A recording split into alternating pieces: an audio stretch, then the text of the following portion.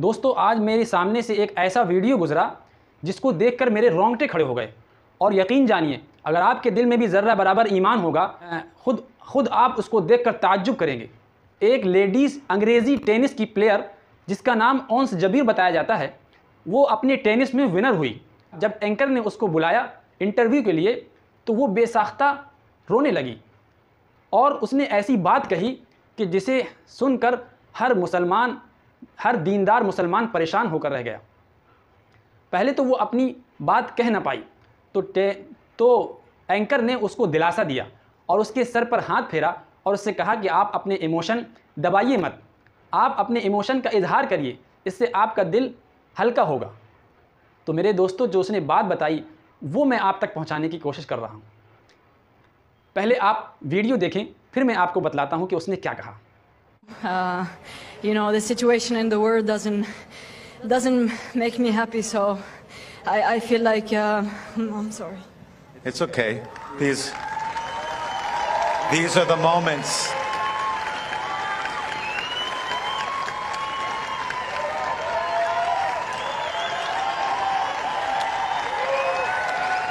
These are the moments, Ons, that can take us away from the world for a few minutes, where we can focus on you out on this tennis court very much.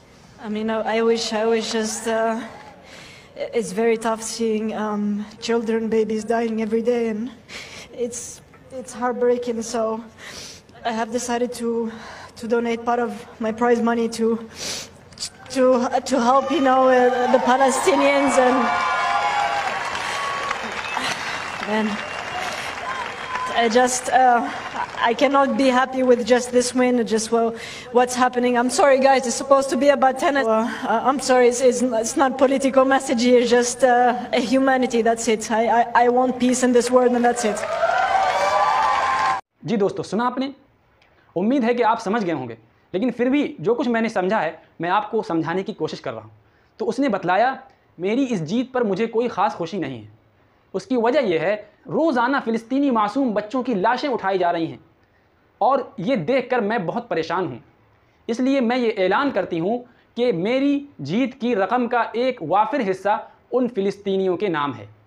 और उसने ये भी बतलाया कि ये इस जीत पर मुझे कोई खुशी नहीं। दोस्तों, उसके आंसू बेसाख्ता थे और उसने ये भी बतलाया कि ये इस मेरे बयान को कोई पॉलिटिकल वे में न ले, यानी इसको कोई सियासी बयान न समझे कि मैं सियासत में आने के लिए इस तरह का बयान दे रही हूँ। जैसे कि आम तौर पर लोग सियासत में हिस्सा लेने के लिए या सियासत में आगे बढ़ने के लिए इस तरह के बयानात जारी कर देते हैं। तो वो उसने कहा कि मैं एक महज खिलाड़ी हूँ, कि ये मेरे इमोशन हैं जो मैं आपके सामने रख रही हूँ। और इतना कहकर उसने माइक छोड़ दिया।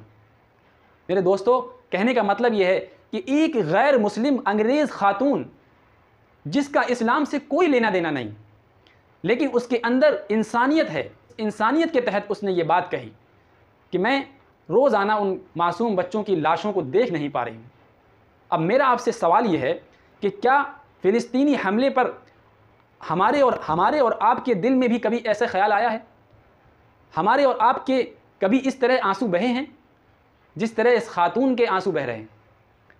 जबकि हम और आप इस्लाम के नाम लेवा हैं और इस्लाम का झंडा हाथ में लेकर चलते हैं और मुसलमान होने के लंबे चौड़े दावे करते हैं। क्या हमारे और आपके दिल में भी कभी इस तरह का ख्याल गुजरा है? क्या हमारे और आपके भी कभी इस तरह आंसू तन्हाई में टपके हैं? ये सवाल मैं आप तक छोड़ कर जा रहा हूँ और आप सोचें और इस पर गौर करें।